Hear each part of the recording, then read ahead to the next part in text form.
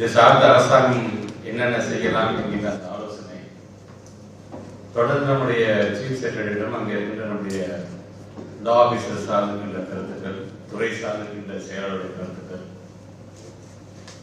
அதேபோன்று இது போன்ற கூட்டங்களை நாம் நடத்திட வேண்டும் என்கின்ற நேற்று மாலை மாண்பு தமிழ்நாட்டுடைய துணை முதலமைச்சர் அவர்கள் இது சார்ந்து நம்முடைய சங்கத்தை சார்ந்த முதல்ல என்ன சொல்லுகிறார்கள், ஒவ்வொருவரும் ஒரு கருத்துக்கள் இருக்கும்.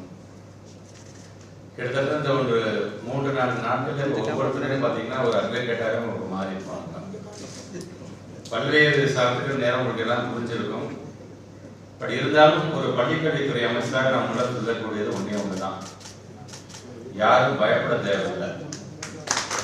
உங்களை காக்கக்கூடிய ஒரு அரசாக மாண்பு தமிழ்நாட்டு முதலமைச்சருடைய அரசாங்கம் கண்டிப்பாக இருக்கும்.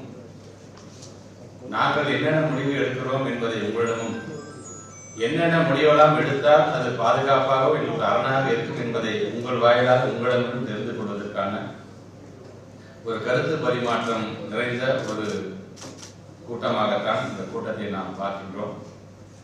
அந்த வகையிலே ஒரு சட்டம் என்ன சொல்கின்றது, அதுக்கு நோட்டிபிகேஷன் என்ன சொல்கின்றது, அது சார்ந்து எப்படிப்பட்ட ஒரு அமெண்ட்மெண்ட் கொண்டு வரலாம், இது சார்ந்து நாம் நீதிமன்றத்தை எப்படியெல்லாம் அணுகலாம், அதுல என்ன what are the plus and minus அப்படிங்கிறது முதற்கொண்டு அனைத்தையும் கலந்து ஆலோசிப்பதற்காகத்தான் ஒரு ஷார்ட் நோட்டீஸ் தான் நான் சொன்ன உடனடியாக நீங்களும் எல்லோரும் இங்கே வருகை தந்திருக்கிறீர்கள். இங்கிருந்து பெறப்படுகின்ற அந்த கருத்துக்கள் மூலமாக நம்முடைய முதலமைச்சருடைய அலுவலகம் முதலமைச்சருடைய கவனத்திற்கு கொண்டு சென்று அது சார்ந்து உடனடியாக என்னென்ன செய்யலாம், தேவைப்பட்டால் மாண்பு தமிழ்நாட்டு முதலமைச்சருடைய அனுமதியை பெற்று நாம் ஒன்றிய அமைச்சரை நேரடியாக சந்தித்து இது சார்ந்து வலியுறுத்தலாம் என்கின்ற விதத்தில் தான் இன்றைக்கு இந்த கூட்டத்தில் நாம் எல்லாம் வந்திருக்கின்றோம். இது ஒட்டுமொத்தமாக நம்முடைய எஜுகேஷன் டிபார்ட்மெண்ட்டுக்கு விட்டிருக்கின்ற ஒரு மிகப்பெரிய ஒரு சவாலாக பார்க்கலாம். சவாலில் கண்டிப்பாக நம்முடைய திராவிட மாடல் வெற்றி பெறும் என்கின்ற அந்த நம்பிக்கையும் எங்களுக்கு இருக்கின்றது.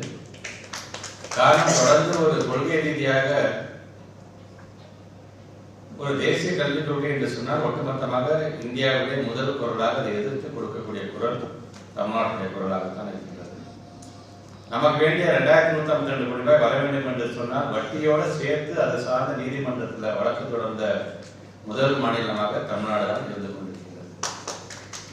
அதே போல ஆர்டி ஆக்ட் 25% நமக்கு வர வேண்டிய நிலுவைத் தொகை 600 கோடி ரூபாய் வர வேண்டும் என்று சொன்னால் உடனடியாக அது சார்ந்து நீதிமன்றத்துக்கு சென்று அது சார்ந்த நீதிமன்றத்தின் பல்வேறு கருத்துக்களை பெறக்கூடிய முதல் மாநிலமாக நாம் தான் இருக்கின்றோம்.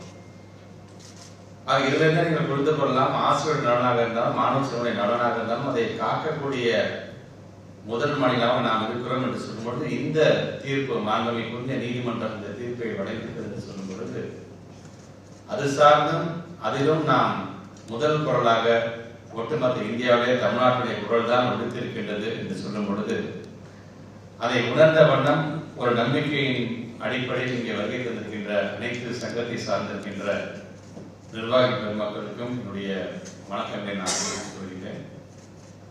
குறிப்பாக இன்னைக்கு நம்ம ஸ்லாஷ் ரிவ்யூ சார்ந்து தமிழ்நாடு முழுவதும் ஒவ்வொரு மாநிலமாக நாங்கள் போகும் பொழுது அந்த 1ஆம் வகுப்பு 8ஆம் வகுப்பு வரை இருக்கக்கூடிய அந்த டீச்சர்ஸோடைய முக்கியத்துவம் என்ன என்பதை ஒட்டுமொத்தமாக நம்முடைய டிபார்ட்மெண்ட்டும் இந்த தமிழ்நாடும் அறிந்திருக்கின்றது. ஆக அப்படிப்பட்ட அவர்களுக்கு ஒரு சிக்கல் ஏற்படுகிறது என்று சொன்னால் ஏதோ தனிப்பட்ட ஒரு ஆசிரியருக்கான சிக்கல் அல்ல, ஒட்டுமொத்த சமூகத்திற்கான சிக்கலாக அதை நாம் பார்க்க வேண்டிய ஒரு கட்டாயத்தை நாம் இருக்கின்றோம். ஆக அப்படி இருக்கும்பொழுது ஆசிரியரையும் சரி சமூகத்தையும் கைவிட்டு விடாமல் ஒரு அரணாக காக்கக்கூடியதற்காக ஒரு ஆலோசனை கூட்டமாக, பயனுள்ள ஆலோசனை கூட்டமாக அந்த கூட்டம் அமைந்திருக்கின்றது. வருகை தந்திருக்கின்ற நம்முடைய சங்கத்தை சார்ந்திருக்கின்ற நீங்கள் உங்களுடைய சங்கத்தை ரெப்ரசென்ட் பண்ணி என்னென்ன செய்யலாம் என்கின்ற கருத்துக்கள் நீங்கள் சொல்லுங்கள்.